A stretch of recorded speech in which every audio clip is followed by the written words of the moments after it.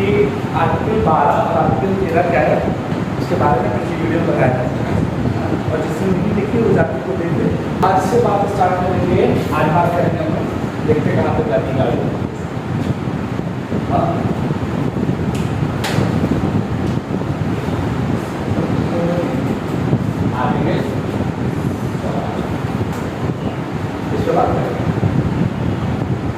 अब देखो जैसा कि मैंने बोला था कि आप लोग को ये पढ़ के आ रहे हैं और आई होप कि आप लोग पढ़ के आ रहे हैं, तो आपको 14 मिनट को बताया क्या बताया क्या और पूरा पढ़ा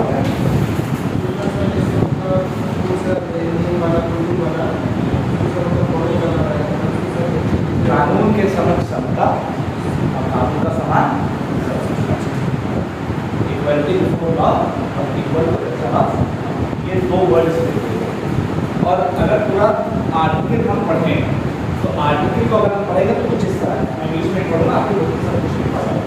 लिखा हुआ है कि the state shall not deny to any person equality before law and equal protection of law within the territory of India. मतलब कि भारत के क्षेत्र में जो राज्य है वो किसी भी पर्सन की रिस्पेक्ट में इक्वालिटी बिफोर लॉ और इक्वल प्रोटेक्शन ऑफ लॉ इसको डिनाई नहीं करता। अब ये आपका सब्जेक्ट है। अब आर्टिकल 14 ये मुझे लगता है कि आपके पॉलिटिकल क्लास के सबसे कॉन्सेप्चुअल चीज़ों में से एक है।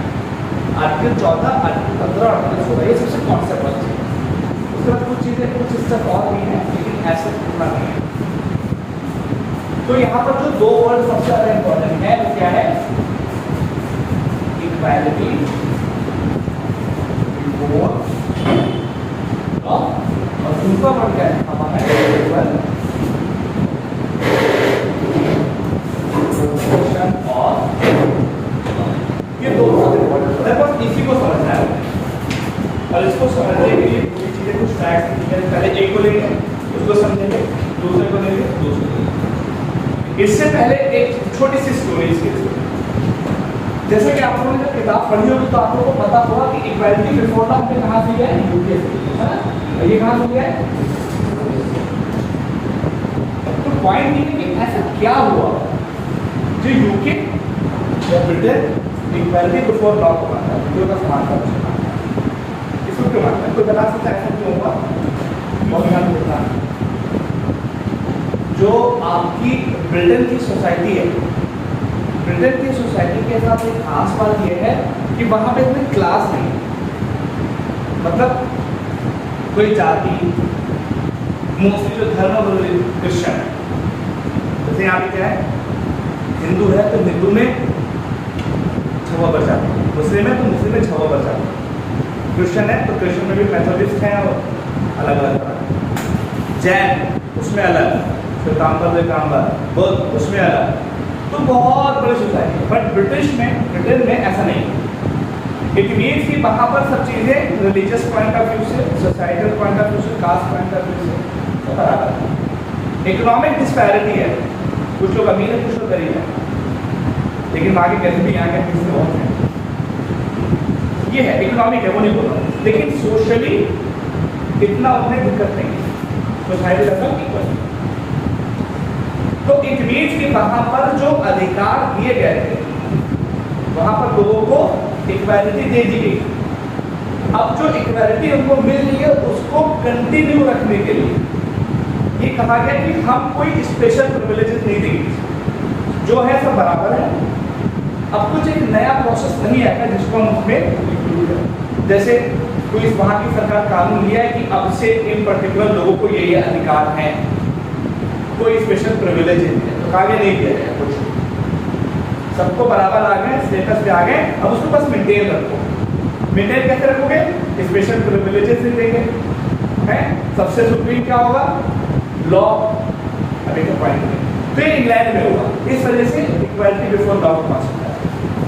अब ये यूएसए में जो है दूसरा इक्वल प्रोटेक्शन ऑफ लॉ, बहुत ध्यान रखना। जो यूएसए की सोसाइटी है वहां पर अभी भी एक प्रॉब्लम है काले गोरे की, सबको पता है काले गोरे की प्रॉब्लम है।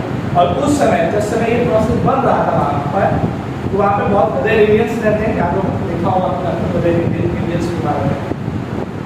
तो उनके साथ बड़ी डिस्पैरिटी थी। कुछ लोग जो वाइट हैं वो अपने आप सुप्रीम मानते थे, तो ब्लैक थे, लेकिन वहाँ के जो लोग थे, जो डेमोक्रेसी की उन्होंने बिल्डअप की, वो लोग इतने गजब लोग थे कि उन्होंने कहा नहीं, ये जो क्लास बना हुआ है काले गोरे का फर्क ही खत्म होना चाहिए। उन्होंने कहा खत्म कैसे किया जाएगा? तब एक एग्जाम्पल, जैसा कि मैंने आपको कल बताया था कि इक्वालिटी और जस्टिस में क्या फर्क है। जैसे सपोज तीन अलग अलग हाइट के लोग, मैं, संदीप और बिलाल थे, हाँ, तो उसमें इक्वालिटी क्या है कि सबको बराबर बराबर से एक छोटा छोटा रेस्ट्रिक्ट दे दिया, सब पर दे दिया। लेकिन जस्टिस क्या है कि जिसको जितनी रिक्वायरमेंट है उतना ही उसको वहां पर सपोर्ट दिया जाए, ये जस्टिस है। और जस्टिस इक्वालिटी बिफोर लॉ के तहत नहीं दिया जा सकता। इक्वालिटी क्या है कि हम सबको बराबर से चीजें देते हैं, कोई अलग से नहीं है किसी तरह का।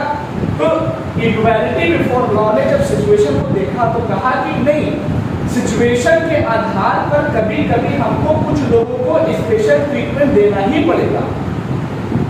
जो लोग पहले सप्रेस हो चुके हैं उनको स्पेशल ट्रीटमेंट देना ही पड़ेगा। अब प्रॉब्लम यह है कि जनरली यूपी में आप स्पेशल प्रिविलेजेस नहीं दे सकते, लेकिन यहाँ पर आपको देना ही पड़ेगा। तो इसी वजह से इस चीज को बोला जाता है कि डिस्क्रिमिनेशन, पॉजिटिव डिस्क्रिमिनेशन करना ही पड़ेगा। क्यों? अब एक हिसाब से देखो कि तीन लोग खड़े हैं और तीन लोग दीवार के उस पार देखना चाहते हैं, इसमें से एक की हाइट छोटी है, एक की उससे बड़ी है, एक की उससे बड़ी है। तो यहाँ पे क्या है, इक्वालिटी क्या कहते हैं, ऊपर वाले लॉ के हिसाब से क्या है कि सबको बराबर का एक एक ईटा दे दो। तो क्या इससे पर्पस सॉल्व हो रहा है? नहीं, लोगों में जो विभिन्नता है वो कम हो रही है? नहीं। लेकिन यहाँ पर हम डिस्क्रिमिनेशन करेंगे, भेद करेंगे, भेदभाव करेंगे, लेकिन वो पॉजिटिव होगा। पॉजिटिव इन द सेंस क्या, भाई जो पर्सन ऑलरेडी लंबा है उसको जरूरत नहीं है, तो उसके हिस्से का जो ईटा है वो उस पर्सन को दे दो जिसकी हाइट सबसे कम है, ताकि बराबरी आए। लेकिन एक हिसाब से भेदभाव हुआ ना कि हमने उसका पर्सन उठा के इसको दे दिया, लेकिन ये सोसाइटी के लिए अच्छा है। तो ऐसी सोसाइटी जहाँ पर इतना डिस्क्रिमिनेशन हो, इतनी भेदभाव हो, मतलब कि डिस्पैरिटी हो, एक बहुत अमीर हो, एक बहुत गरीब हो, एक बहुत सप्रेस हो, एक एकदम हाइट का हो, उस तरह की सिचुएशन में अगर हमको इक्वालिटी लानी है तो हमको दूसरे वाले कॉन्सेप्ट को फॉलो ही करना पड़ेगा। और दूसरा वाला कॉन्सेप्ट क्या कहता है कि आप डिस्क्रिमिनेशन कर सकते हो, लेकिन वो पॉजिटिव डिस्क्रिमिनेशन होना चाहिए, आर्बिट्रेरी नहीं होना चाहिए। कि सपोज दैट वो बिलाल है, बिलाल भी नहीं देख पा रहे, तुम लंबे हो, तुमको नहीं मिलेगा, तुम ऊंचा के देख, बराबर पॉजिटिव होना चाहिए, स्वैच्छिक नहीं होना चाहिए, किसी को दबाने के लिए आपका इस तरह का डिस्क्रिमिनेशन नहीं। तो ये बेसिक एसेंस था इस वजह से इक्वालिटी बिफोर लॉ और इक्वल प्रोटेक्शन ऑफ लॉ है। क्योंकि जो यूपी की सोसाइटी है वो कहीं ना कहीं इतना बाइफरकेटेड नहीं है। जनरली धर्म, क्रिश्चियन, कास्ट का सेगमेंट इतना कुछ है नहीं, लोग इतना किसी के बारे में बातें करते नहीं, ये है वो है, जात पात का मतलब ये है। तो उन्होंने कहा कि हमने इक्वालिटी दे दी है, अब उसको मेंटेन करने के लिए हमें क्या चाहिए, इक्वालिटी बिफोर लॉ। अब इक्वालिटी बिफोर लॉ होता है क्या पूरी तरीके से, जो उन्होंने वहां पर दिया, अभी हम लोग एक एक कर देते हैं। Equal protection of law USA ने क्यों किया, क्योंकि वहाँ की जो सोसाइटी है वहाँ पे ऑलरेडी जब ये चीज़ दी जा रही है, काले गोरे का फर्क और भी रेड इंडियंस, ब्लैक और गोरे का फर्क, तो इस तरह की चीज़ों को खत्म करने के लिए कहा गया कि हमें भेदभाव करना ही पड़ेगा, लेकिन ये भेदभाव जो है ये पॉजिटिव होना चाहिए, नेगेटिव नहीं होना, किसी को गिराने के लिए नहीं, बल्कि उनको अपलिफ्ट करने के लिए होना चाहिए। जैसा कि मैंने एग्जाम्पल क्या लिया, तीन लोग खड़े दीवार के उस पार देखना चाहते हैं, तो ये कुछ मेजर कॉन्सेप्ट है। अब अभी क्या करना है, कैसे पता चलेगा कि एक particular feature equality before law का है और कैसे पता चलेगा एक feature equal protection of law. इसी के लिए पूरी डिस्कशन है, इसके ऊपर एक एक करते हैं, ठीक है। तो हेडिंग रहेगी इक्वल प्रोटेक्शन ऑफ लॉ। कुछ बेसिक फैक्ट, पहला फैक्ट क्या है कि ये आपका ब्रिटेन कॉन्सेप्ट है, और दूसरा क्या है कि ये जनरली निगेटिव कॉन्सेप्ट है ना।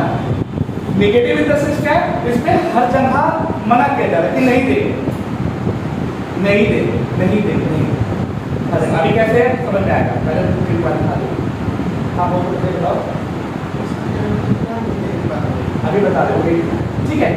अब इसके 3 मेजर फैक्टर है जिसके आधार पर इसको नेगेटिव बोला जाता है और किसी भी लॉ को पहचानने का तरीका कि ये इक्वलिटी बिफोर लॉ होगा या नहीं होगा। पहला क्या है कि नो एनी स्पेशल प्रिविलेजेस, मतलब किसी को भी कोई विशेषाधिकार नहीं, विशेषाधिकार नहीं। दूसरी जो सबसे इंपॉर्टेंट इसकी कंडीशन है कि ऑल द सिटीजन,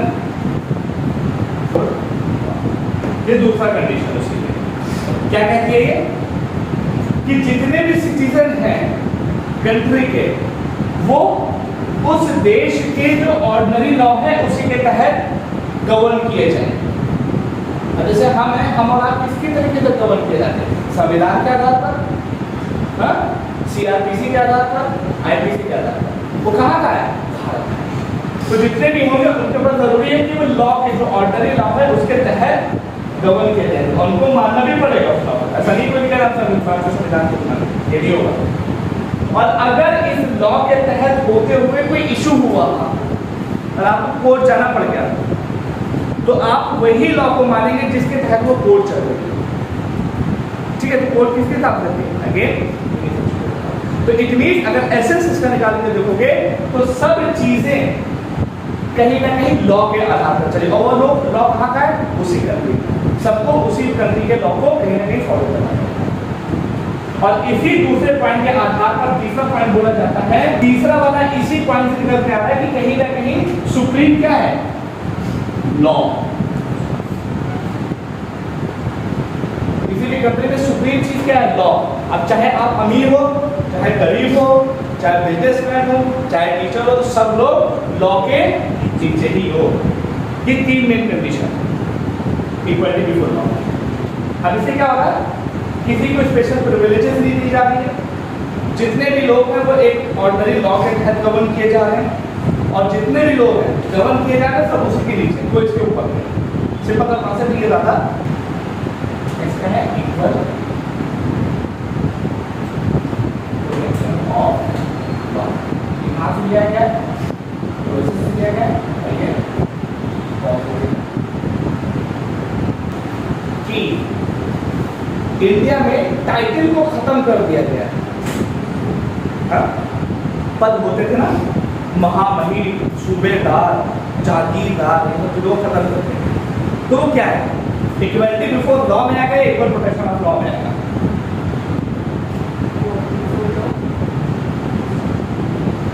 सही कह रही है? क्यों? समानता की दोनों में बात की गई, समझने की कोशिश करो। वो करेक्ट बोल रही है, एकदम से बोल रही है, लेकिन क्यों? पहला कुछ और है, श्रेया आप बताओ। मतलब हम कोई पॉजिटिव रिइंफोर्समेंट नहीं दे रहे हैं ना उस चीज में, टाइटल उसको मतलब इसका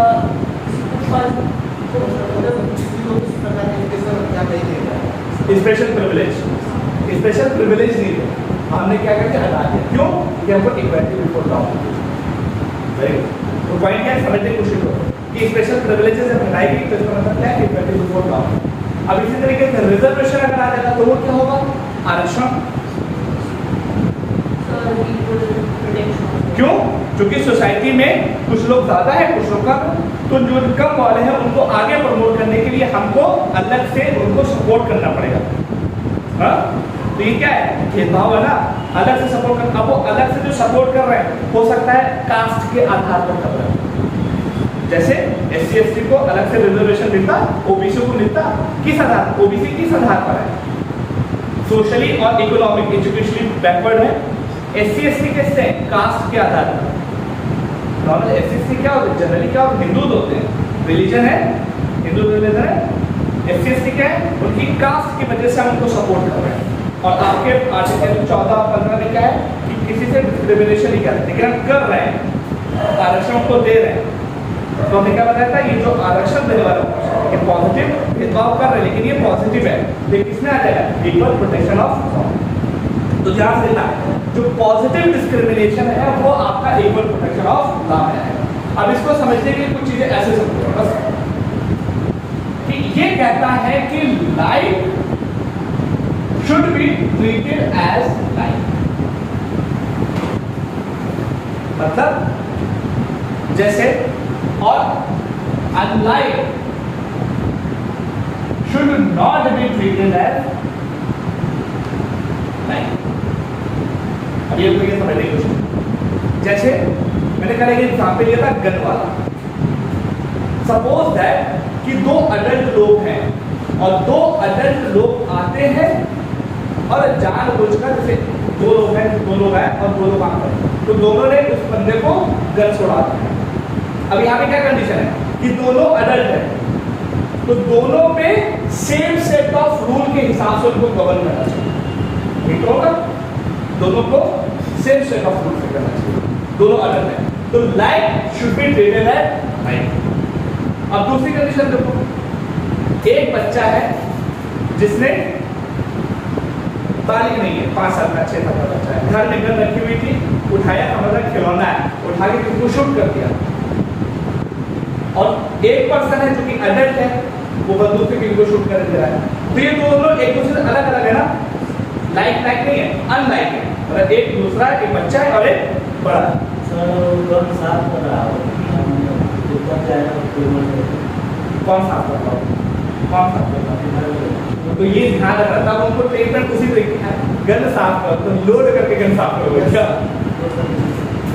जो भी है बाली बना, तुम्हारी जिम्मेदारी बनती है कि अनलोड होनी चाहिए। अब लोड करके गन साफ करो तो मर ही जाएगा ना, सदा मिलेगी, सदा मिलेगी, कहे लोग वो अलग मैटर है, ठीक है? तो लेकिन यहाँ पे बालिग और नॉन बालिग का है, ये क्या है, एक दूसरे से डिफरेंट है, तो इनको डिफरेंट तरीके, अगर हमने अनलाइक को भी एक ही तरीके से कर दिया, अनलाइक को भी लाइक की तरीके से कर दिया, समझ लो दिक्कत हो जाएगी। अडल्ट है, अडल्ट की तरीके से उसको ट्रीट करो, बच्चा है उसको बच्चे की तरीके से ट्रीट करो, दोनों का अगर एक ही तरीके से ट्रीट कर दिया इशू। ये इस इक्वल प्रोटेक्शन ऑफ लॉ का एक एसेंस है। अब इसमें भी 3 कंडीशन है, जैसे कि उसमें भी 3 कंडीशन थी, अब तीनों कंडीशन की सबसे पहले वाली लिख लो ताकि और बात कंडीशन इजी हो जाए। नंबर 1 क्या कहता है, the equality of treatment under equal circumstances. पहली कंडीशन, तीनों कंडीशन ले लो क्योंकि साथ में सपोज बताएंगे। दूसरी कंडीशन क्या है,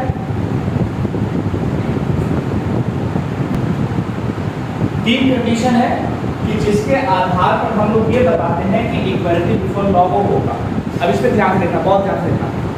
पहली कंडीशन क्या है, करो कि इक्वालिटी ऑफ ट्रीटमेंट होना चाहिए, बराबरी का ट्रीटमेंट किया जाना चाहिए अंडर इक्वल सर्कमस्टांस, मतलब अगर सिचुएशन सेम है, सेम है सर्कमस्टांस सिचुएशन, तो उनके साथ बराबरी का ट्रीटमेंट होना चाहिए, चाहे आप उनको कुछ विशेषाधिकार दे रहे हो या उनके ऊपर कोई लायबिलिटी इम्पोज करो।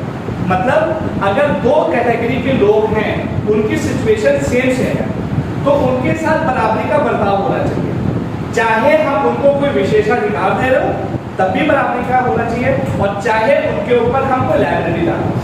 जैसे मान लो कि एक पर्टिकुलर पर्सन सोसाइटी में है जो 10 लाख रुपए कमाते हैं और दूसरी वाली जो है वो भी 10 लाख रुपए कमाते हैं, 2 पर्टिकुलर सोसाइटी जो 10 लाख रुपए कमाते हैं। अब दोनों के ऊपर होना क्या चाहिए, अगर सरकार के द्वारा या लॉ के द्वारा कोई भी उनको विशेषाधिकार दिया जा रहा है तो दोनों पर एकदम इक्वली देना चाहिए। क्यों? क्योंकि सिचुएशन दोनों की बराबर है, सर्कमस्टांसेस दोनों के सेम है, 10 लाख ये भी पाए 10 लाख ये भी पाए, तो अगर उनको कोई विशेषाधिकार दिया जा रहा है तो वो भी इक्वली होना चाहिए, और अगर उनके ऊपर कोई लायबिलिटी, कोई जिम्मेदारी डाली जा रही है तो वो भी इक्वली होनी चाहिए। ये इस पर पहला इसका रूल कहता है। अब इसको एग्जाम्पल से, जैसे मैंने 10 लाख रुपए वाला बोला कि 10 लाख रुपए के लोग हैं, 2 कैटेगरी के लोग। अब अगर इनको टैक्स देना होगा, जैसे इनको टैक्स देना है तो टैक्स देने का एक लायबिलिटी होती है, जिम्मेदारी होती है टैक्स देना। तो जो 2 कैटेगरी सेम सर्कमस्टांसेस के हैं उनके ऊपर लायबिलिटी हम इंपोज करने जा रहे हैं, क्या करने जा रहे हैं, टैक्स लगाने जा रहे हैं, तो टैक्स दोनों से इक्वली लेना चाहिए। अगर हम 10 लाख वाले पे 15% ले रहे हैं तो 15% मुझसे भी लेंगे और 15% इनसे भी लेंगे। इक्वल सर्कमस्टांसेस में ट्रीटमेंट इक्वल होने चाहिए। और चाहे वो लायबिलिटी हम लगाए तब भी इक्वल, चाहे हमको कोई प्रिविलेज दे रहे हो तब भी। अब लायबिलिटी हम निकाल गए, 15% टैक्स है तो 15% से भी लेना चाहिए। 15%। अब दूसरा पॉइंट देखना है कि similar application of the same law to all person who are similarly situated. अब यहाँ पे क्या है कि यहाँ पे देखना 2-10 वाले थे, अब यहाँ पे एक को पकड़ो। अब मैंने क्या बोला, एक पूरी सोसाइटी, एक कैटेगरी ऑफ पीपल है जो 10 लाख रुपए कमा रहा है, तो ऐसा नहीं होना चाहिए कि उसमें मान लो कि एक कोई पर्सन है उसके अंदर कोई भेदभाव तरीके का नहीं होना चाहिए। 10 लाख रुपए मैक्सिमम हो तो सबसे बराबर का रूल लगाओ। ये भी होना चाहिए कि एक पर्सन से 10 लाख की कैटेगरी में बिलोंग तो कर रहा है, लेकिन आप एक से ज्यादा पैसा ले रहे, एक से कम ले रहे। पहले ओवरऑल में बराबरी होनी चाहिए, उसके बाद अगर एक पर्टिकुलर ग्रुप में कोई है मौजूद तो उसके साथ भी एकदम इक्वल ट्रीटमेंट होना चाहिए। मतलब क्या है, जो बराबर बढ़ते आ रहे हैं कि पहले दो सोसाइटी में इक्वालिटी को लेके आए कि दोनों इक्वल सर्कमस्टांसेस पे थे, तो हमने जब टैक्स लगाया तो इक्वल लगाया। अब जब हमने एक को पकड़ा और उसके अंतर्गत कई लोग हैं तो उनमें से भी हमको बराबरी शो। और तीसरा क्या है, अगर तीसरा मैंने यहाँ पे स्टार्ट किया कि एक ही तरह की कैटेगरी वाले अगर लोग हैं उनको एक ही तरीके से ट्रीट करो, लेकिन दो अलग अलग कैटेगरी के लोग हैं तो उनको एक तरीके से ट्रीट नहीं करो। जैसे मैं इसका सबसे बेस्ट एग्जाम्पल क्या है वही कर रहा था कि अगर दो अडल्ट लोगों ने किसी एक पर्सन को मारा है तो दोनों को फांसी की सजा या सजा मौत होनी चाहिए, सेम सेट ऑफ। लेकिन एक पर्सन है जो बच्चा है, नॉन अडल्ट है, और एक अडल्ट है, दोनों अलग अलग सिचुएशन में हैं, तो उनको सेम सेट ऑफ रूल से आप ट्रीट नहीं कर सकते। तो ये है आपका इक्वल प्रोटेक्शन ऑफ लॉ। अब इसके हिसाब से क्या है, आर्टिकल 14 के हिसाब से हम लोग दोनों प्रोसेस देख लीजिए, यूके वाला भी देख लो, यूएसए वाला। अब इस हिसाब से एक इसके बाद एक नया कॉन्सेप्ट आ रहा है, क्योंकि हम यहाँ पे इक्वलिटी बिफोर लॉ की बात कर रहे हैं, तो ये बोला जाता है कि किसी भी देश में अगर इक्वलिटी बिफोर लॉ को इंश्योर करना है तो इसको करने के लिए एक साहब थे जिनका नाम क्या था, एविडेंस। एक साहब थे एविडेंस, उन्हीं ने बोला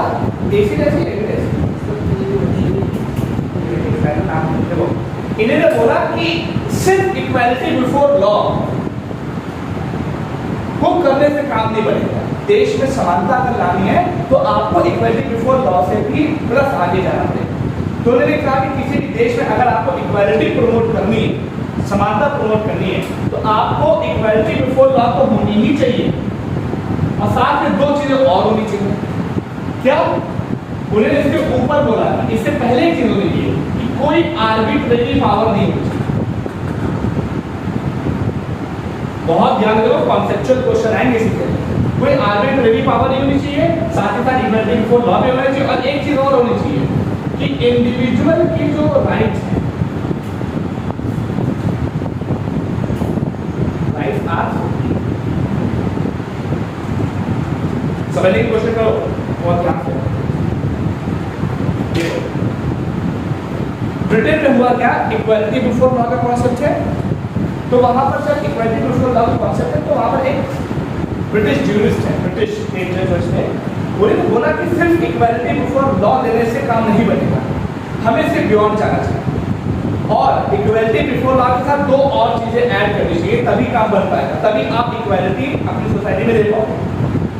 तो उन्होंने क्या होनी चाहिए, तो उन्होंने कहा कि उस देश में आर्बिट्रेरी पावर किसी के हाथ में नहीं होनी चाहिए। आर्बिट्रेरी पावर का मतलब जब मेरा मन होगा जो मन होगा वो मैं करूंगा, ये नहीं होना चाहिए आर्बिट्रेरी पावर।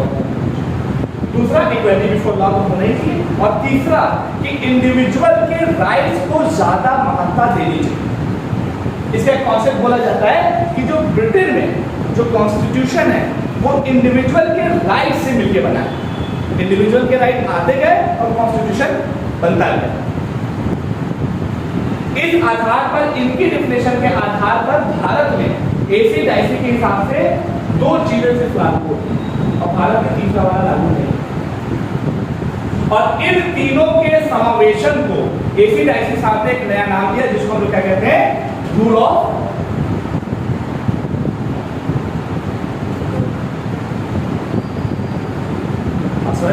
तो फिर से इसको मैं एक्सप्लेन कर रहा हूं कि जब इक्वालिटी बिफोर लॉ का कॉन्सेप्ट ब्रिटेन में आया तो ब्रिटेन में आने के बाद, इक्वलिटी बिफोर लॉ के आने के बाद ये एज्यूम किया जाने लगा। एबी डैक्सी साहब ने इसके ऊपर एक पूरी बुक भी लिखी थी। उन्होंने अपनी बुक में लिखा कि सिर्फ और सिर्फ इक्वलिटी बिफोर लॉ देने से काम नहीं बनेगा। अगर देश में इक्वलिटी एग्जैक्टली आपको लानी है तो आपको कुछ चीजें और करनी चाहिए। उन्होंने बोला क्या चीज करनी चाहिए कि आर्बिट्रेरी पावर नहीं होनी चाहिए एकदम। दूसरा, इक्वलिटी बिफोर लॉ होना चाहिए, जो कि दिया गया। और तीसरा क्या है कि इंडिविजुअल के राइट को महत्ता दी जानी चाहिए। आर्बिट्रेरी पावर का मतलब कि किसी के हाथ में सुप्रीम पावर नहीं है कि जब मन आएगा तब हम वो कर देंगे, ऐसा कुछ नहीं होना चाहिए। तीसरा, इंडिविजुअल राइट सुप्रीम होने चाहिए, मतलब कि अगर कोई बात फंसे तो उसमें इंडिविजुअल्स के राइट को महत्ता दी जानी चाहिए। और इन तीनों के समावेशन को एबी डैक्सी साहब ने क्या कहा? Rule of law. ध्यान रखना, इस एबी डैक्सी साहब की डेफिनेशन के आधार पर, जो रूल ऑफ लॉ की डेफिनेशन है, उसके आधार पर जो शुरुआत के 2 पॉइंट है ये इंडिया में लागू होते हैं। इंडिया में ये लागू होते हैं, बट ये वाला पॉइंट इंडिया में लागू नहीं होता है। अगर आपसे कोई पूछे कि रूल ऑफ लॉ इंडिया में जो लागू होता है उसमें एबी डैक्सी के आधार पर कौन सा पॉइंट नहीं लागू, ये वाला। तो क्या यहाँ पे लोगों को इंडिविजुअल राइट को महत्ता नहीं दी जाती? क्या लोगों के अधिकार को महत्ता नहीं दी जाती? दी जाती, लेकिन तो लागू क्यों नहीं हो रहा है? Shreya, constitution individual right, constitution ने हमें राइट्स दिए हैं, बाकी हमने कॉन्स्टिट्यूशन ये होता पढ़ने का बता। देखो क्या, वेरी गुड, एकदम सही। क्या हुआ कि जो वहां का ब्रिटेन का संविधान है वो लोगों के राइट से मिलकर बना। इसका मतलब क्या है? संविधान तब बना जब लोगों को राइट आपस में मिले। हमारे क्या संविधान पहले बन गया, हमने संविधान के आधार पर लोगों को डिवाइड, संविधान के आधार पर लोगों को राइट। इट मींस जब जिस चीज से जो चीज बनती है, यहाँ पे लोगों के अधिकार से चीज संविधान बन रहा है, तो यहाँ पे महत्ता किसको दी जा रही है? लोगों के अधिकारों को। यहाँ हमारे क्या क्या हो रहा है? हमारे का संविधान बन गया, अधिकार दे दिए गए। इट मींस कि सोर्स हमें कहां से मिल रहा है? संविधान से। तो जब संविधान हमारा मेन सोर्स है तो हम सुप्रीम इंडिविजुअल्स के राइट को नहीं रख सकते। हो सकता है किसी सिचुएशन में लोगों के अधिकारों को दबाना भी पड़े, जैसा कि इंडिया में होता है। तो इस आधार पर इनकी जो तीसरी वाली डेफिनेशन है वो भारत में लागू नहीं होती। क्यों नहीं होती? बिकॉज हमारे संविधान से लोगों को अधिकार मिले, ना कि लोगों के अधिकार से संविधान बना। बहुत ध्यान देना, ये बहुत इंपॉर्टेंट है। तो इस तरह के क्वेश्चन, अब ये चीज इंडिया में लागू नहीं होती, तो अब आपसे क्वेश्चन रूल ऑफ लॉ पे पूछा भी जा चुका है, तो इसको ध्यान में रखना कि इंडिविजुअल राइट को भारत में महत्ता दी जाती है संविधान के ऊपर? नो, ऐसा नहीं। और एबी डैक्सी ये रूल ऑफ लॉ इसमें यहाँ पे ठीक है। और एक खास बात, ये जो रूल ऑफ लॉ है ये हमारे संविधान के बेसिक स्ट्रक्चर का एक पार्ट है। मतलब इसको किसी भी तरीके से चेंज नहीं किया जा सकता। बेसिक स्ट्रक्चर क्या है? ऐसा संविधान का भाग जिसको कभी चेंज ना किया जा सके, उसका ये पार्ट है। और कौन से? ये 2 पॉइंट पार्ट, इसका मतलब ये 2 पॉइंट इसके पार्ट है, हाँ, पहले बिफोर लॉ और आर्बिट्रेरी लॉ। समझ आ रही है? तो ये था आपका आर्टिकल 14 का मेन सब्जेक्ट मैटर। अब आओ, मतलब कि किसी भी तरीके से कोई भी असमानता यहाँ पे नहीं फैलाएंगे, लेकिन कभी कभी असमानताएं जानबूझकर फैलाई जाती है, डिस्क्रिमिनेशन किया जा रहा है। क्या है? तो इक्वालिटी के कुछ एक्सेप्शन है, मतलब कि समानता के कुछ अपवाद हैं। अब वो अपवाद कौन कौन से? उन्हीं से लिखते हैं। तो negative exception to the equality, ध्यान देना। तो भाई ये थोड़ी ट्रिकी कॉन्सेप्ट है, एक बार नहीं समझ में आएगा आपको बार बार देखना पड़ेगा और इसके बारे में कंसर्न करते रहना पड़ेगा, क्योंकि ये एक बार नहीं समझ आएगा। थोड़ा और भी ब्रॉडर पिक्चर की जरूर चाहिए। क्या है एक्सेप्शन? मतलब इसके अपवाद क्या है?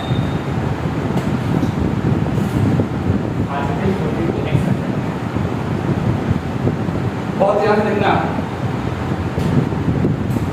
नंबर 1 आर्टिकल 361 आर्टिकल 361 देखो, आर्टिकल 361 में आर्टिकल 14 के लिए कुछ अपवाद दिए गए हैं। अब इसमें ध्यान रखना, प्रेसिडेंट और जो गवर्नर साहब हैं, इनकी पोस्ट को लेके कुछ एक्सेप्शन है, मतलब इनको कुछ होना चाहिए, किसी को कोई विशेषाधिकार नहीं चाहिए, लेकिन आर्टिकल 361 के आधार पर प्रेसिडेंट और गवर्नर साहब को कुछ विशेषाधिकार दिए गए। तो ये अपवाद है, इक्वालिटी का अपवाद है। अब वो कौन कौन से हैं? नंबर 1 कि इनके अगेंस्ट में कोई भी क्रिमिनल प्रोसीडिंग नहीं की जा सकती, मतलब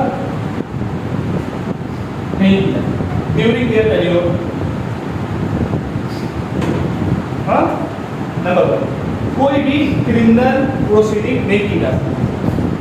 अब मान लो अगर राष्ट्रपति साहब या क्रिमिनल पता समझ लो हॉकने वाली, असल में तो राष्ट्रपति जी है, तो सारे किसी राष्ट्रपति को हॉक दिया, अरे बाप, तब होगा क्या? बच गया, राष्ट्रपति है, उनके पास चल ही नहीं सकता केस, तो होगा क्या? तो बेचारे जिसको अन्याय, तब इनके ऊपर क्या किया जाएगा? एज पर दी जनरल रूल है कि पहले इनको महाभियोग करके उनको वहां से हटाया जाएगा, क्योंकि राष्ट्रपति है तो राष्ट्रपति के अगेंस्ट क्रिमिनल प्रोसीडिंग नहीं करो, पहले इनको हटाया जाएगा इनके पास से, फिर इनके ऊपर वेगा लगाया जाएगा। इनके पद पे रहते हुए नहीं कर सकते, तो ध्यान रखना, क्रिमिनल प्रोसीडिंग नहीं किया करनी चाहिए, इक्वालिटी का केस है, यही तो एक्सेप्शन है। यही सेम चीज गवर्नर के साथ, ये दोनों चीजें गवर्नर और राष्ट्रपति दोनों के लिए। दूसरा, सिविल मैटर भी नहीं चलाए जा सकते जनरली, बट अगर चलाने हैं तो आपको 2 महीने की नोटिस पहले देनी पड़ेगी, 2 मंथ नोटिस पहले। सिविल मैटर जो पैसे कौड़ी से जुड़े, जमीन जायदाद पैसे कौड़ी से जुड़े मैटर है, उनको सिविल मैटर। किसी को मारना, किसी की हत्या कर देना, डकैती करना, ये सब आपके क्रिमिनल मैटर। और जो पैसे का मैटर हो, जमीन हड़पना है, जैसे कतल करना हो, कहती खून खराबा ना हुआ हो, आपके सिविल मैटर पैसे से कौड़ी से। अगर इस तरह का कोई मैटर राष्ट्रपति जी ने कर दिया और उनके अगेंस्ट में केस फाइल करना, तो क्या करना पड़ेगा? 2 महीने पहले उनको एक नोटिस दे दो कि हम तुम्हारे अगेंस्ट ये काम करने जा रहे हैं, जो तुमने लफड़ा किया है, तभी उसके बाद ये चीजें स्टार्ट होंगी, उनके टेन्योर के रहते हैं। उस क्रिमिनल वाला में क्या, क्रिमिनल में कर ही नहीं सकते, क्योंकि तो बहुत तगड़ी बेइज्जती है ना, कि देश के इतने बड़े पद पे रहने वाला पर्सन और उसने क्रिमिनल एक्टिविटी कर दी। सिविल वाले में की जा सकती है, लेकिन 2 महीने की नोटिस पहले, ध्यान रखना, 2 महीने की नोटिस पहले देनी पड़ेगी। आगे बढ़े। तीसरी चीज, ये अपने ऑफिस में रहते हुए कोई भी एक्शन ले, उसके बारे में इनको जवाब कहीं भी नहीं देना। They are not answerable to any court within the territory of India, कहीं भी आंसरेबल। क्यों? कुछ भी एक्शन करें, क्योंकि जो इनके डिसीजन होते हैं वो इनके डिसीजन नहीं होते, बल्कि काउंसिल ऑफ मिनिस्टर के डिसीजन होते हैं। काउंसिल ऑफ मिनिस्टर जो इसे बोलती है वो ये करते हैं, अब ये करते हैं, तो इनके अगेंस्ट में किसी भी रिपोर्ट आनी है। पता इंडिया में कोई भी चीज, कोई कानून बना, जैसे CAA बना, तो CAA जब कानून बना तो राष्ट्रपति जी ने जब उसके ऊपर अपनी मुहर लगाई आती, हाँ, तो उनको राष्ट्रपति जी को आप कोर्ट में नहीं बुला सकते कभी कि आपने मुहर लगाई थी, चलो बताओ काहे लगाई, नहीं, कभी नहीं। ये उस पद की प्रतिष्ठा और गरिमा को बरकरार रखने के लिए किया गया है कि वो कभी किसी भी कोर्ट में आंसरेबल नहीं। किसको बुलाया जाएगा? गवर्नमेंट को बुलाया जाएगा, हाँ? राष्ट्रपति को, गवर्नर साहब को नहीं बुलाएंगे। They are not answerable to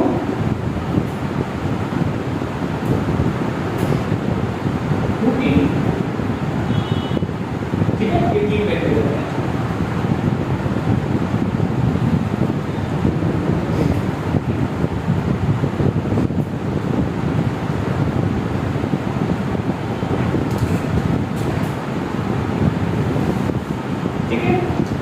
इसी साथ एक फैक्ट और भी है कि इनके टेन्योर के तहत, जब तक इनका टेन्योर हो, इनको कभी अरेस्ट करने के लिए और या जेल में भेजने के लिए कोई भी प्रोसेस नहीं किया जाता जब तक इनका टर्म चलता है। नो अरेस्ट और इम्प्रिजनमेंट, मतलब अरेस्ट करने की क्या है, पुलिस आएगी और आपको अरेस्ट करेगी और अरेस्ट करेगी, अरेस्ट करने के बाद आपको जेल में ले आके भर देगी। नॉर्मल लोगों के साथ हो सकता है, लेकिन अगर ये राष्ट्रपति है तब तक इनको ना ही अरेस्ट किया जा सकता है ना ही जेल में डाला जा सकता है।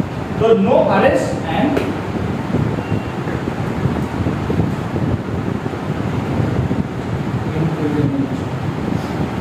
मतलब कि ना ही अरेस्ट किया जाएगा और ना ही जेल में। दूसरा है दूसरा देखो सिविल मैटर जो होंगे पैसे कॉलेज से रिलेटेड, अगर इस तरह का कोई भी मैटर होगा तो उनके अगेंस्ट में कार्रवाई स्टार्ट की जा सकती है, लेकिन 2 महीना पहले उसके लिए नोटिस भेजो। जैसे राष्ट्रपति जी ने 2 साल पहले मतलब कि कोई भी काम किया हो, पहले 2 महीना पहले आप उनकी नोटिस उनको भेजो कि हम आपके अगेंस्ट में इस मैटर में, सिविल मैटर में आपके अगेंस्ट कार्रवाई करवाने जा रहे हैं। 2 महीना पहले, तब तक 2 महीना पहले नोटिस। क्रिमिनल केस में कोई नोटिस ही नहीं भेज सकते, आप नहीं भेज सकते, इसमें भेज सकते हो लेकिन 2 महीना पहले आपको नोटिस भेजनी पड़ेगी, उसके बाद उनके ऊपर कार्रवाई। हाँ, लेकिन आप सोचो कि कल इन्होंने कोई केस जैसा सपोज राष्ट्रपति जी ने किसी तरह का कोई जमीन का मैटर था, उनके पर्सनल इशू, उन्होंने कुछ मैटर कर लिया, अब राष्ट्रपति कौन से बोले कर लिया, अभी 1 महीना पहले का केस है। अब जिसकी जमीन थी वो क्या करेगा, केस करेगा ना केस पे, भैया हमारी जमीन थी गलत तरीके से हड़पाई। तो अभी 1 महीना हुआ, क्या राष्ट्रपति के केस पे केस हो जाएगा? नहीं, पहले 2 महीना हो जाने दो। जब 2 महीना हो जाएगा तब उनकी जैसे सपोज हुआ तो पहले उनको एक नोटिस दे दो और 2 महीने का वेट करो। 2 महीना जब हो जाएगा उसके बाद आप उनकी प्रोसीडिंग स्टार्ट कर सकते हैं। तीसरा पॉइंट क्या है, ये कहीं जब पेपर पर है तो नोटिस दे सकते हो, उनके पत्ते रहते हुए, लेकिन क्रिमिनल मैटर में कोई नोटिस नहीं, पहले उनको हटाओ उसके बाद आओ। हटाने के बाद क्रिमिनल मैटर में कुछ नहीं हो सकता, नहीं इसमें इसमें हो सकता है, इसमें होता है, लेकिन 2 महीने पहले भेज दो, उसके बाद चीजें हो सकती है। क्या बस ये 2 महीने की कंडीशन जाएगा और इन्हें तो अपना कोई भी काम किया होगा किसी भी कोर्ट में इनको जवाबदेही नहीं दी, कुछ भी किया होगा। आगे बढ़े, अब आता है आर्टिकल 361A। देखो याद रखना ये सारे पॉइंट इंपॉर्टेंट हैं और सारी आपकी बुक में लिखे हुए आवश्यक है। आर्टिकल 361A 361 आप लोगों को विशेष अधिकार दूंगा। 361A आप लोगों को विशेष अधिकार दूंगा।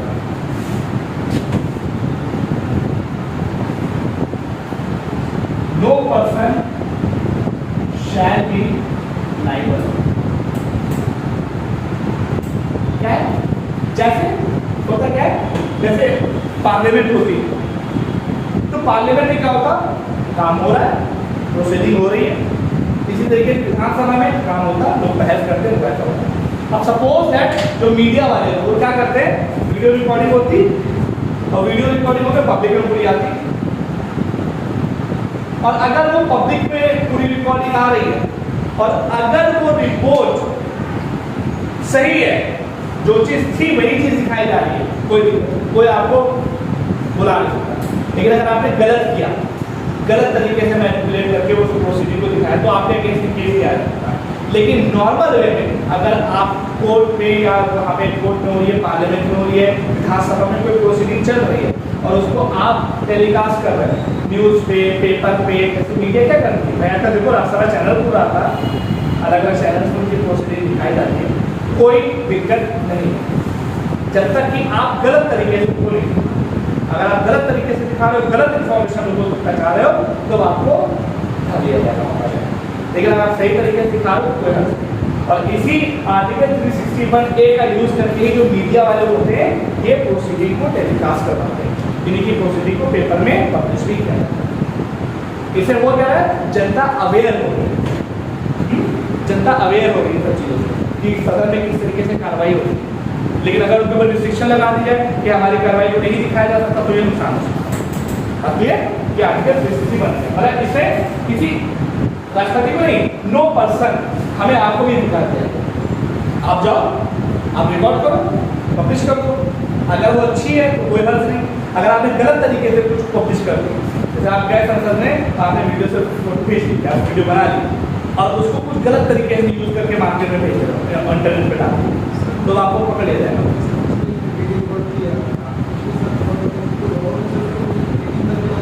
आप ही होके जाओ, क्यों दिया आपका फोन है ना, अडल्ट होना आप ही होके जाओगे, क्यों दिया चाइल्ड का।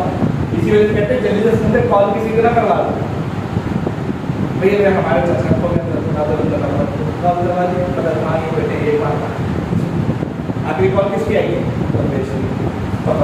अगला सब आप बोल रहे थे वहाँ बैठे सचेत रहो।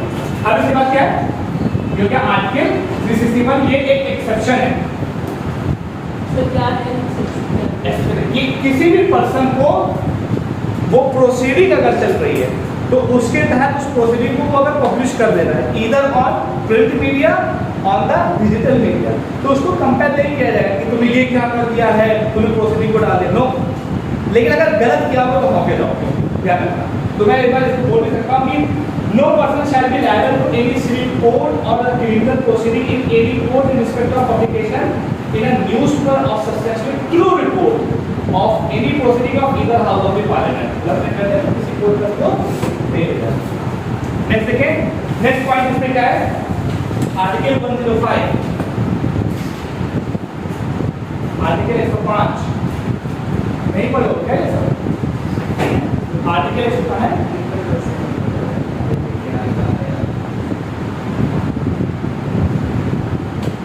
ठीक है। आर्टिकल पर कहता है कि पार्लियामेंटेरियन को पावर देता है, पार्लियामेंटेरियन का मतलब जो एमपीज है, ये को पार्लियामेंट में कुछ भी बोले, कुछ भी करें, किसी को भी वोट दें, किसी को भी वोट ना दें। सपोज है कि एक एमपी है, उसने किसी को वोट दे दिया, तो आप उसको ये नहीं कह सकते कि तुमने उस पर्टिकुलर पर्सन को क्यों वोट दिया, चलो आप वोट मैन को बताओ। पार्लियामेंट में उसने कुछ बोल दिया, जैसे शत्रुघ्न सिन्हा साहब थे, वो बीजेपी के अगेंस्ट में बोले, तो बीजेपी वाले कहते हैं कि नहीं ये हमारे अगेंस्ट में बोला, चलो केट पे आके जवाब दो, कोर्ट में आके जवाब दो, नहीं कहते। क्यों? क्योंकि आर्टिकल 105 के तहत उनको इम्यूनिटी दी, पावर दी, उनको एक विशेषाधिकार दिया गया। ये क्या है? विशेषाधिकार है, कुछ भी बोले, किसी भी तरह की एक्टिविटी। अब इसका मतलब ये नहीं कपड़ों उतार के क्या है, ये नहीं है, तो उनको ये विशेषाधिकार है। कुछ बस नहीं बता, कोर्ट में आपको जवाब देने डिफेक्शन लगेगा, ऐसे कामों को यहाँ पर है, उनके और नहीं पता है। पार्लियामेंटेरियन को आर्टिकल 105 कहता है, पार्लियामेंटेरियन को दिया गया है, और आर्टिकल 194 के तहत किसको दिया गया? State legislature.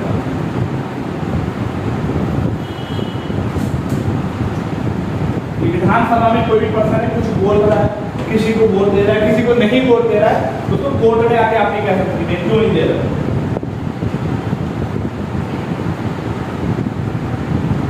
इसके बाद वाला पॉइंट बहुत अच्छा है, बहुत अच्छा है, बहुत ही कॉन्सेप्चुअल। याद रखना, जो समझाओ मैं इसको पूरा एक्सप्लेन नहीं करूंगा।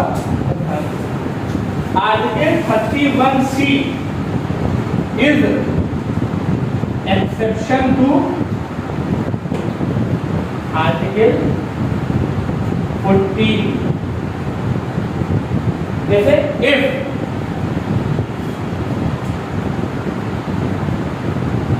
Government steps to implement provision of 39B और 39C of the Constitution। देखो बहुत ध्यान से देखना। अब ये देखो बहुत ध्यान से देखो, आर्टिकल 31C ये अपवाद है आर्टिकल 14 का।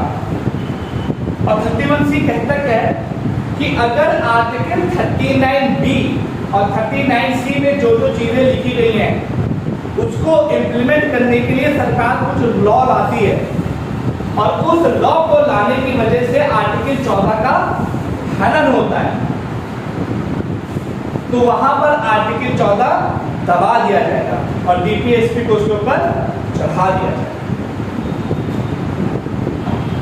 अब यहां पे मैटर आता है आर्टिकल 31C क्या है, 39B क्या है, 39C क्या है।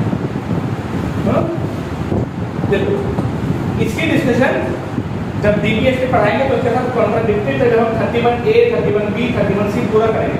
अभी के लिए बस इतना जानो, आर्टिकल 31C राज्य को ये पावर देता है कि आर्टिकल 39B और C की जो प्रोविजन है, अब B और C में क्या प्रोविजन है, B और C में ध्यान रखना, बहुत एसेंस बता रहा हूँ, थोड़ा डिटेल हम आगे करेंगे कि जो सोशल इश्यूज के जो मैटर है समाज में, सोसाइटी में अच्छे जो मैटर है, कुछ जैसे कंसंट्रेशन ऑफ वेल्थ किसी के एक हाथ में नहीं होनी चाहिए, कुछ याद आ रहा है, कुछ याद आ रहा है, कंसंट्रेशन ऑफ वेल्थ, मनी का संकेंद्रण नहीं होना चाहिए। ये पर कहाँ पे है आजकल आया होता है,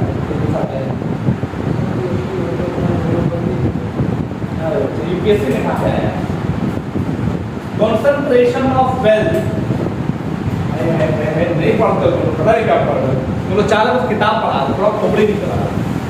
कंसंट्रेशन ऑफ वेल्थ वर्ड कहाँ पर यूज हुआ है 1-2 साल पहले, और कौन कहता है कि लक्ष्मीकांत से क्वेश्चन नहीं आता, आपको बुलाओ नाम से, आपको लक्ष्मीकांत को पढ़ना नहीं आता, पता है जितना लक्ष्मीकांत में दिया वो मुझे पढ़ने की कोशिश करो, थोड़ा अपना खोपड़ी नहीं करता। हम अभी आपको बता दे रहे हैं, आप खाली पढ़ के चले आ रहे हैं। क्या बोल रहा हूँ, कंसंट्रेशन ऑफ वेल्थ, ये 1-2 साल पहले यूपीएससी की हिस्ट्री में कुछ ऐसा हुआ है, इस वर्ड को यूज किया है।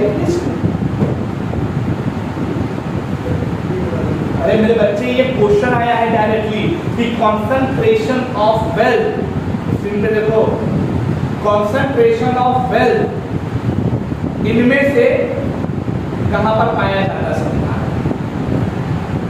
और उसका आंसर क्या है, डीपीएसपी ने। और कंसंट्रेशन ऑफ वेल्थ वर्ड कहां पे यूज किया गया है, आर्टिकल 39 और 39B और C के रिस्पेक्ट में यूज किया गया है। समझ रहे हो, अब क्या है 39B और C, आगे हम बात करेंगे। 39B और C ये ऐसे डीपीएसपी हैं कि जो समाज के उत्थान के लिए सरकार को पावर देते हैं, कि सरकार को बोलते हैं समाज के उत्थान के काम करो। अब समाज का उत्थान कैसे होगा, कि जो कुछ लोगों के पास कंसंट्रेशन ऑफ मनी है उसको वहां से निकाल के ऐसे लोगों को दे दो जो कि नीडी बने। तो कंसंट्रेशन ऑफ वेल्थ कुछ हाथों में नहीं होना चाहिए, सबके पास बराबर से।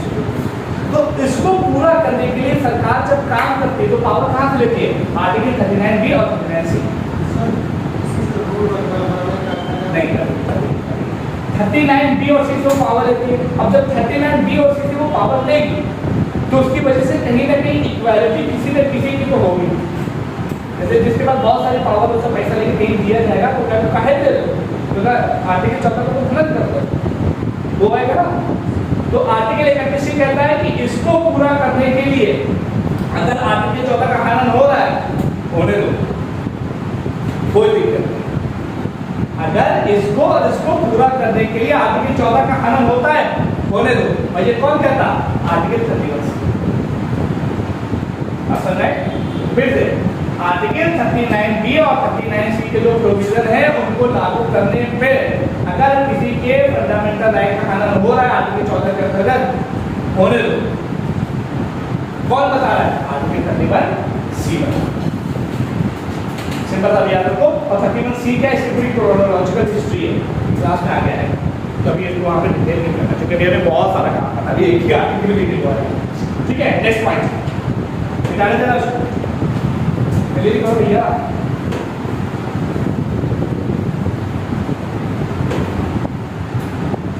नेक्स्ट क्वेश्चन क्या है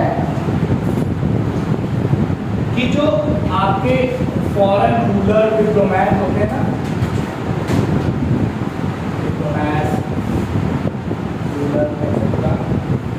इनके ऊपर ना ही क्रिमिनल और ना ही सिविल प्रोसीडिंग चलाया जाता। इंडिया में जो डिप्लोमैट हैं, किसी दूसरे कंट्री के जो वो है रूरल है, फॉरेनर के उनके ऊपर किसी भी तरह की क्रिमिनल एक्टिविटी भी नहीं चलाया जाता है, साथ ही साथ सिविल एक्टिविटी भी नहीं चलाया जाता। Last but not the least, ये जो यूएनओ है, यूनाइटेड नेशन ऑर्गेनाइजेशन, एंड उसकी जो एजेंसीज हैं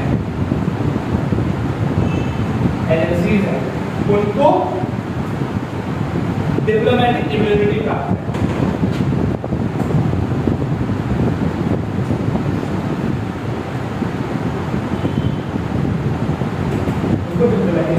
मतलब उनके अगेंस्ट भी किस तरह की कार्रवाई नहीं चलाई जा सकती। बात समझ आ गई? मतलब जो यूनाइटेड नेशन ऑर्गेनाइजेशन है, उसकी जो एजेंसीज है, उसके अंदर जो काम करने वाले लोग हैं, वो आर्टिकल 14 से अबाइड इस तरह से नहीं, मतलब उनको थोड़ा सा एक्सेप्शन देगा। तो जितना हमारे पास शेड्यूल है उनको मतलब रिलैक्स समझ आ रही है। तो डिप्लोमेटिक इम्यूनिटी, उसके बाद क्रिमिनल केसेस, सिविल केसेस इतनी आसानी से नहीं चलाए। तो ये है आपका आर्टिकल 14। अभी समराइज करना है जल्दी से पूरा आर्टिकल 14। एक बार बताएगा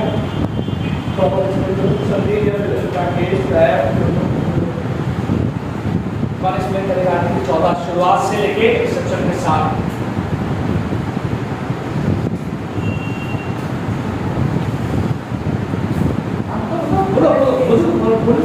हेजिटेशन दूर होता और आपको यही तो करना अपने कोई दिक्कत नहीं, पढ़ के करो, बोल के करो, उसी तरह।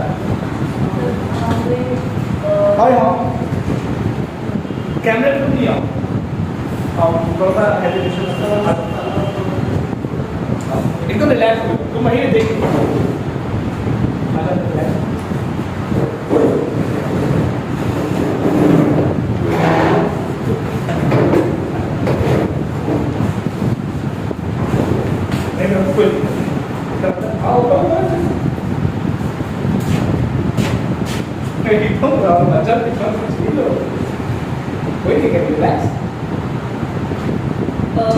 आर्टिकल 14 में इक्वालिटी बिफोर लॉ और इक्वल प्रोटेक्शन ऑफ लॉ के बारे में बात करेगी।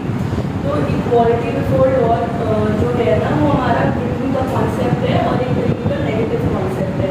इसमें हमने 3 प्रोविजंस बात करेंगे। सबसे पहला कि there is absence of any special privilege in favour of any person, किसी को कोई स्पेशल प्रिविलेज नहीं है, ठीक है। फिर उसके बाद इसमें जो है ये बोला था कि सारे सिटीजन ना ordinary law of the land से मतलब सारे के सारे सिटीजन एक लॉ ऑर्डिनरी लॉ से अबाइडेड है और सब सेम कोड ऑफ सिस्टम से एडमिनिस्टर किए जाते हैं। और तीसरी चीज़ बोली थी कि law is supreme, lex is supreme, ठीक है। फिर उसके बाद हमने इक्वल प्रोटेक्शन ऑफ लॉ के बारे में बात करी थी, जो कि एक यूएसए का कॉन्सेप्ट है और एक पॉजिटिव कॉन्सेप्ट है, क्योंकि हम यहाँ पे पॉजिटिव रीइंफोर्समेंट देते हैं। तो इसमें सबसे पहले ये प्रोविजन था equality of treatment under equal circumstances both in privileges confirmed and liabilities imposed by the law, कि सबको 2 ग्रुप्स अगर हैं तो दोनों को हम इक्वली ट्रीट करेंगे। दूसरा प्रोविजन था similar application of the same law to all person who are similarly situated. 2 groups थे, उन एक ग्रुप के अंदर भी कई सारे लोग होंगे। अब हम एक ग्रुप के अंदर लोगों को सिमिलर मतलब उनको कैसे सिमिलरली ट्रीट करें उसके बारे में बात करेंगे, तो उनके अंदर डिविजन है। और तीसरा कॉन्सेप्ट है कि like should be treated like and unlike should be treated like. ठीक है, फिर उसके बाद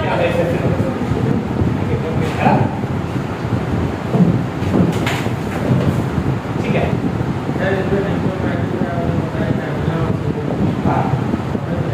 डिप्लोमेटिक इम्यूनिटी प्राप्त, जैसे डिप्लोमेटिक का मतलब क्या है कि जैसे हमारे किसी दूसरे देश के साथ संबंध जो होते हैं वो कई तरह के होते हैं। जैसे कल्चरल संबंध होते हैं, तो हमारा कल्चर उनके साथ मिलता है। जैसे हमारे नेपाल के साथ कल्चरल संबंध है, वहाँ पर हिंदुइज्म को फॉलो किया था, यहाँ पर भी हिंदुइज्म को, तो हमारे भी कल्चरल संबंध है। उसी तरीके से कभी कभी स्ट्रेटेजिक संबंध होते हैं, सामरिक संबंध। जैसे हमारे मालदीव के साथ सामरिक संबंध है, ज़्यादा अच्छे संबंध तो कई तरह के, लेकिन उनके साथ सामरिक संबंध क्यों अच्छे, क्योंकि जो उसकी लोकेशन है वो यहाँ पर पड़ रही है, अगर हमारे संबंध इनके साथ अच्छे रहेंगे तो यहाँ पर हम अपने जहाज को भेज सकते हैं अच्छे तरीके से। तो ये एक तरह के सामने संबंध होते हैं। उसी तरह के डिप्लोमेटिक संबंध होते हैं। डिप्लोमेटिक संबंध का मतलब क्या है, जैसे सपोज है हमारी जो डिप्लोमेसी है, जो हम अपनी डिप्लोमेसी को यूज करते हैं उनके साथ, जैसे मान लो कि अभी आपने एक मूवी देखी होगी एयरलिफ्ट, देखिए अक्षय कुमार की मूवी है, उसमें क्या होता है कि भारत के लोग सीरिया में एक्टिंग कर सकते हैं, सीरिया में जो भी कंट्री हो वहाँ पे फंसते हैं, तो जो वहाँ पर एक पर्सन रह रहा होता है इंडिया का, अक्षय कुमार को क्या काम करता है, रोल प्ले करता है कि वहाँ से लोगों को हवाई जहाज के जरिए से इंडिया पहुँचा रहा होता है। अक्षय कुमार नहीं पहुँचाते, लेकिन अक्षय कुमार एक मेन रोल प्ले कर रहे हैं। पहुँचा कौन रहा है? भारत सरकार। तो भारत सरकार के उस देश के साथ संबंध जो अच्छे हैं ना, वो किस तरह के संबंध है? उस संबंध को डिप्लोमेटिक संबंध है कि अनसर्टेन सिचुएशन हो जाए तब भी आप हमारी मदद करोगे। तो इसी तरह के अब जैसे हमारे अमेरिका के कुछ डिप्लोमेट में इंडिया में, तो भारत के डिप्लोमेटिक संबंध भी उनके साथ हैं। तो अगर कोई सिचुएशन हो जाए, सपोज है कि वो यहाँ पर आकर कोई क्राइम कर दे, तो हम कहेंगे नहीं, हमारे उनके साथ डिप्लोमेटिक संबंध है, उनके डिप्लोमेटिक संबंध होने के आधार पर हम उनको इम्यूनिटी दें। आप उनके ऊपर नॉर्मल सिविल केस और क्रिमिनल केस नहीं लगा सकते। अब होगा क्या, जैसे वहां पर क्या कंडीशन हुई थी कि वहां पर वॉर चल रही थी, वॉर चल रही थी, तब भी इंडियन हवाई जहाज वहां गया, वहां पर उनको लेके आए। क्यों हुआ? हमारे डिप्लोमेटिक संबंध उनके साथ अच्छे। तो डिप्लोमेटिक संबंध बस ये था कि हमारी डिप्लोमेसी की वजह से हम उनको कुछ इम्यूनिटी देते हैं और वो हमको कुछ इम्यूनिटी देते हैं। हमने उनको क्या इम्यूनिटी दी कि अगर उनकी कोई भी एम्बेसडर या रूलर है या नेशन की कोई भी, तो अगर वो यहाँ पर है, सिचुएशन कैसी भी हो, उनके ऊपर हम उनको सेम सेट ऑफ रूल से लागू नहीं करते, उनके ऊपर थोड़ा सा हमको रिलैक्स दें, है ना। संबंध इंटरनेशनल रिलेशन में पढ़ेंगे लोग इस तरह के संबंध कि अलग अलग तरह के संबंध, ठीक है। तो जैसे श्रेया ने बोला था, मैं जब समराइज एक बार फिर करूंगा, आप लोग उसको करें करो। सबसे पहले आर्टिकल 14 क्या कहता है कि स्टेट जो है, अब स्टेट क्या है, आर्टिकल 12 के अंदर जो डिफिनेशन की, स्टेट भारत की टेरिटरी में रहने वाले किसी भी लोगों के इक्वालिटी बिफोर लॉ और इक्वल प्रोटेक्शन ऑफ लॉ को डिनाई नहीं करेगा, है ना, किसी भी तरीके से कहा। तो अब क्वेश्चन आता है कि what is equality before law और इक्वल प्रोटेक्शन ऑफ लॉ। विधि के समझ समता और विधियों का समान संरक्षण है क्या? तो सबसे पहले क्या देखते हैं, equality before law. Equality before law ये हमने ब्रिटेन से लिया है और ये एक निगेटिव कॉन्सेप्ट है। ब्रिटेन से हमने क्यों लिया? जैसा मैंने बताया था कि वहाँ की जो सोसाइटी है वो जनरली क्लासलेस है, कोई क्लास नहीं है, कोई कास्ट नहीं है, रिलीजन होमोजेनस है, जनरली सब लोग क्रिश्चियन मानते हैं। तो इट मींस कि वहाँ पर इक्वालिटी दे दी गई। तो उस इक्वालिटी को आगे तक मेंटेन करने के लिए हमने इक्वालिटी बिफोर लॉ दिया। अब इक्वालिटी बिफोर लॉ दिया तो इसका मतलब क्या है, इसको समझने के लिए हमारे पास 3 पॉइंट है। पहला पॉइंट क्या था कि किसी को भी कोई स्पेशल प्रिविलेजेस नहीं है, नहीं दी जाएगी या नहीं। दूसरा क्या कंडीशन थी कि जो उस कंट्री के रहने वाले लोग हैं वो एक ऑर्डिनरी लॉ जो कि उस कंट्री में लागू होगा उससे चलाए जाएंगे, और अगर कोई इवेंट होती है तो उसके लिए कोर्ट हो जाएगा, तो कोर्ट में भी जो same set of rule law है उसी के तहत उनको किया जाए। मतलब कि उस लॉ जो उस कंट्री का लॉ है, सारे सिटीजन उसी से अबाइड है, उसी से बंधेगा, कोई दूसरे तरीके का रूल उनके ऊपर नहीं देगा। और तीसरी कंडीशन क्या थी कि सबसे सुप्रीम क्या है, लॉ, सब लॉ के नीचे, ठीक है। मतलब कि यहाँ पे क्या था, कोई किसी को प्रिविलेजेस नहीं दी जाएगी, कोई लॉ के ऊपर नहीं है, सब लॉ के अकॉर्डिंग ही गवर्न किए जाएंगे। नहीं बात में आ रहा ना, निगेटिव कॉन्सेप्ट। इसके बाद equal protection of law. Equal protection of law क्या कहता है, यूएसए से लिया गया। क्यों लिया गया? क्योंकि यूएसए में भी क्लास बहुत है, भले धर्म अलग अलग हो, लेकिन वहाँ पे क्या, काले गोरे, रेड इंडियंस, काले गोरे, इनका बहुत पड़ता है। तो इस प्रॉब्लम को सॉल्व करने के लिए हमको कहीं ना कहीं लोगों को कुछ एक्स्ट्रा सपोर्ट देना था, लेकिन इक्वालिटी में हम सपोर्ट नहीं दे पा रहे थे। तो यहाँ पे मैंने आपको एग्जाम्पल लिया था कि 3 बच्चे अगर खड़े हुए, जैसे कि यहाँ पर देखें 3 बच्चे खड़े हुए, अलग अलग डिफरेंट हाइट के। अब अगर इनको हमको सपोर्ट देना है तो हमें क्या करना पड़ेगा, जिसकी जितनी नीड हो उतना उसको सपोर्ट दो। जैसे साइड और देखो ये साइड है, देखो ये 3 डिफरेंट तरह के लोग हैं। और अब देखो इनको अगर हमें सपोर्ट करना है, अब सपोज दैट करेंगे अब सपोज दीवार के बाहर मैच चल रहा है, इक्वालिटी क्या कहती है कि इनको थोड़ा थोड़ा हिस्सा बराबर का एकत्र कर दो, एक एक अद्धा नीचे रख दो, इक्वालिटी ये है। लेकिन एक एक अद्धा रखने से साहिल भी यहाँ पहुंच जाएंगे, संदीप यहीं पे आएंगे, राकेश हो सकता दिखेंगे। तो जस्टिस क्या कहता, जस्टिस क्या कहता है कि संदीप को सबसे ज्यादा जरूरत है, तो संदीप को सबसे ज्यादा देंगे, उसके बाद थोड़ी सी जरूरत किसको है, इनको देंगे, इनको कोई जरूरत नहीं क्योंकि ऑलरेडी मैच देख रहे हैं, है ना। अगर इक्वालिटी होती तो हम बराबर से एक ही का सबको रखते, क्या उससे जस्टिस मिलता? नहीं।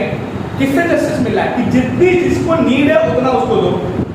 यहाँ पर भेदभाव क्या होता है, हम इनके साथ भेदभाव करते हैं, लेकिन जरूरत भी तो यही है। हाँ, तो अब इनको ज्यादा हो गया ना, ठीक है, तो भेदभाव कर रहे हैं, लेकिन ये पॉजिटिव डिस्क्रिमिनेशन, और ये किससे पॉसिबल है? इक्वल प्रोटेक्शन ऑफ लॉ से, बाकी तो है ना, समझ में? तो इसकी वजह से इक्वल प्रोटेक्शन ऑफ लॉ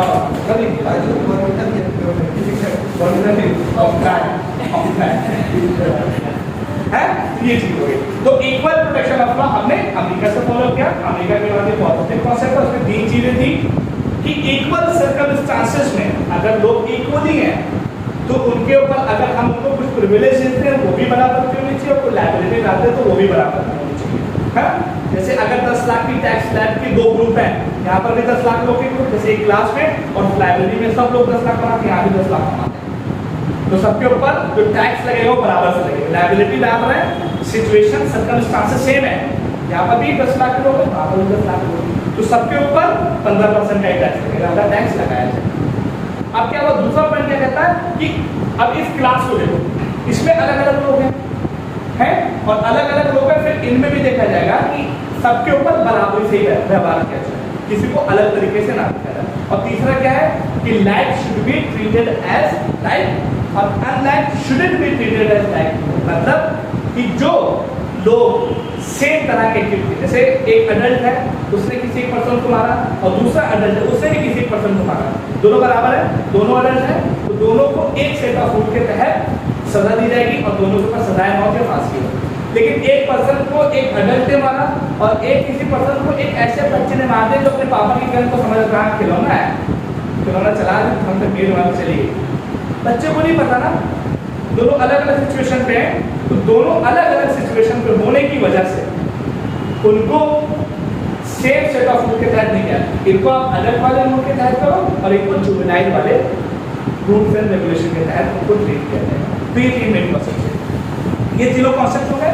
तीनों कॉन्सेप्ट होने के बाद एक हमारे एवी डाइसी साहब थे, एवी डाइसी साहब क्या कहने लगे कि भाई जो ब्रिटेन में इक्वालिटी बिफोर लॉ से ही सब कुछ सही नहीं होगा, हमें कुछ और भी चीजें इक्वालिटी बिफोर लॉ में इंक्लूड करनी चाहिए। वो क्या थी कि किसी के पास आर्बिट्रेरी पावर नहीं होनी चाहिए और इंडिविजुअल राइट सुप्रीम होने चाहिए, और इन तीनों को मिलाकर उन्होंने नाम दिया रूल ऑफ लॉ।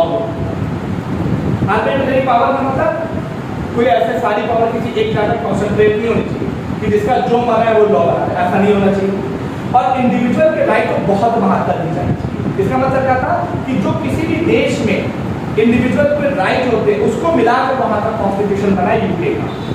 इंडिया में क्या है, इंडिया के ऊपर वाले 2 को हम लोग लागू करते हैं भारत में, तीसरे वाले को नहीं करते। क्यों तीसरे वाले को इस वजह से नहीं किया था, बिकॉज यहाँ पर राइट से मिलकर कॉन्स्टिट्यूशन नहीं बना है, बल्कि कॉन्स्टिट्यूशन ने लोगों को अधिकार है, इस वजह से दूसरा वाला लागू नहीं करते, ये 2 लागू होते हैं, और ये 2 मिलकर जो लागू होते हैं हम लोग रूल ऑफ लॉ बोलते हैं, ये हमारे संविधान के बेसिक स्ट्रक्चर का भी पार्ट है। ये आर्टिकल 14 अब 1 है, और हम क्या बोलते हैं इक्वालिटी प्रोटेक्शन ऑफ लॉ, कितना पढ़ के कितना, हाँ ये बात हो गई। इसके बाद इस आर्टिकल 14 के कुछ अपवाद हैं। 14 के अपवाद क्या है, आर्टिकल 361 जिसमें गवर्नर और प्रेसिडेंट को कुछ दिया गया है कि उनके टेन्योर के समय क्रिमिनल प्रोसीडिंग नहीं हो सकती, सिविल प्रोसीडिंग हो सकती है, लेकिन 2 महीना पहले की नोटिस दो है। अपने किसी भी एक्शन के लिए उनको किसी कोर्ट में बुलाया नहीं जा सकता, उनको कभी अरेस्ट या इम्प्रिजनमेंट नहीं किया जा सकता। उसके बाद 361 ए क्या कहता है, आप लोगों को प्रोटेक्शन देता कि अगर आप लोग पार्लियामेंट में स्टेट लेजिस्लेचर में आप गए हो, आपका मतलब यहाँ पे मीडिया ही जनरली जाती है, वो गई है और अगर किसी भी तरह का पब्लिकेशन कर ही दे रही है तो उसको कोर्ट में नहीं बुलाया जा सकता कि तुमने क्या किया। हाँ अगर वो कुछ गलत करे, मिस इन्फॉर्मेशन पहुंचाए, गलत तरीके से इन्फॉर्मेशन दे तब उसको किया जाए। तीसरी क्या थी, आर्टिकल 105 और आर्टिकल 194। आर्टिकल 105 था पार्लियामेंट के लिए कि पार्लियामेंट के जो पार्लियामेंटेरियन एमपी हैं वो कुछ भी बोले, कुछ भी करें, कुछ भी कहें, किसी को भी वोट दे, किसी को भी वोट ना दे, इसके बारे में इसका जवाब देने के लिए उनको किसी कोर्ट में नहीं बुलाया जाएगा। अगर ये स्टेट लेजिस्लेचर के लोग करते हैं तो आर्टिकल 194 के तहत किया जाता। उसके बाद क्या प्रोसेस था कि जो हमारी यूनाइटेड नेशन ऑर्गेनाइजेशन के साथ डिप्लोमेटिक इम्यूनिटी है, फॉरेनर रूलर जो होते हैं उनको भी हम लोग कहीं ना कहीं इम्यूनिटी प्रोवाइड कराते हैं, उनको कभी इस तरीके से रूल्स एंड रेगुलेशन लागू नहीं होंगे।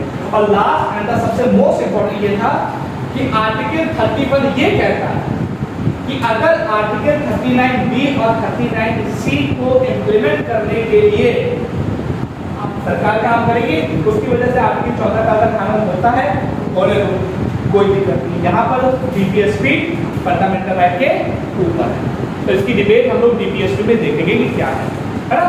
तो दिस इज फॉर टुडे।